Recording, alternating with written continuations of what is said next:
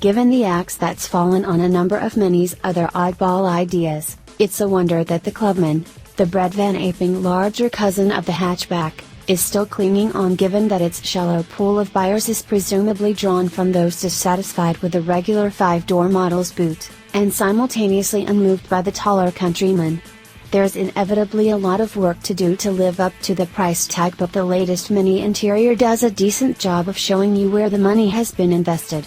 This is a premium product with the high-grade plastic fascia to prove it, and while the busy aesthetic is hardly an object lesson in restraint, it's fair to say that anyone at peace with the Clubman's exterior is likely a Mini devotee of the unconditional sort. That's a handy mindset to bring into the JCW, as it turns out, because the model is not over-endowed with objective strengths. Chiefly it suffers from the standard Clubman's most enduring flaw, the ungainly and often irritating attempt to mimic the smaller hatchback's positivity with a steering rack that seizes on minor inputs and translates them into suddenly rigorous direction changes. The cooking model at least mitigates this with broader suppleness and less rim resistance, but in the severely sprung JCW there is no yielding to ease of use. In sport mode the car simply tacks away from center in cloying pursuit of some meaningless vector. This inability to settle might be forgivable if later it awakened, Lazarus-like, into some subsequent animation,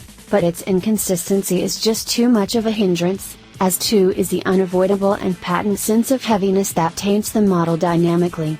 Furnished with bigger bones and 4-wheel drive, the JCW's curb weight edges to around 200 kilograms more than the equivalent hatch, a lump of fatty tissue that clogs and ultimately subdues the normally healthy function of the turbocharged 4-pont. Many may claim 6.3 seconds to 62 miles per hour, but the cheery, chest-compressing urgency that ought to be virtually guaranteed by 228 bhp is gloomily absent even in low gears.